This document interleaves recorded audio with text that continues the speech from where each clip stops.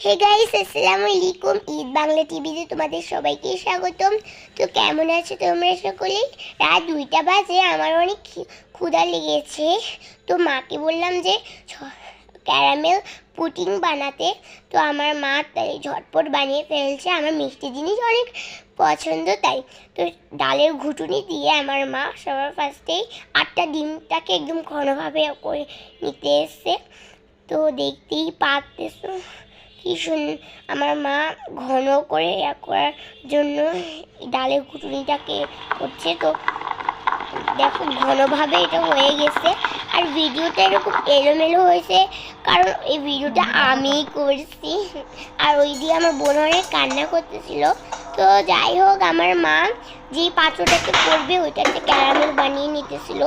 চিনি দিয়ে দিয়েছে পরিমাণ মতন, তারপরে আবার চুলাতে বসিয়ে দিয়েছে চিনিগুলো গলার জন্য।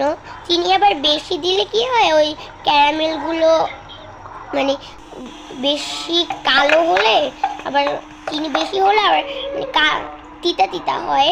তো তাই আমার মা অল্পই দিয়েছে, মানে পরিমাণ মতোই দিয়েছে।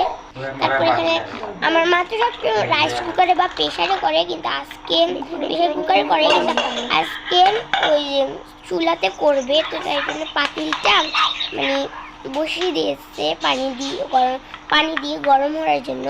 তারপর এখানে দুধগুলো মানে কি জানি বলে ডিমগুলোতে দুধ দিয়ে মিক্স করে নিয়েছি একটু। তারপর এখানে আমি দিতেছিলাম পাত্রটা গরম হয়েছে কিনা। পাত্রটা হাতে ঢেলে দিচ্ছে ক্যারামেল বাটিটাতে যেটাতে করবে। তো দিয়ে দিছি, দেখো দিয়ে দেওয়ার পর আমার মা ঢাকনাটা দিয়ে দিয়েছে।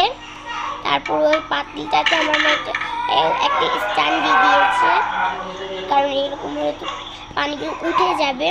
তো তারপরে এই বক্সটা দিয়েছে, দেখো এটা বারবার উঠে যাচ্ছে।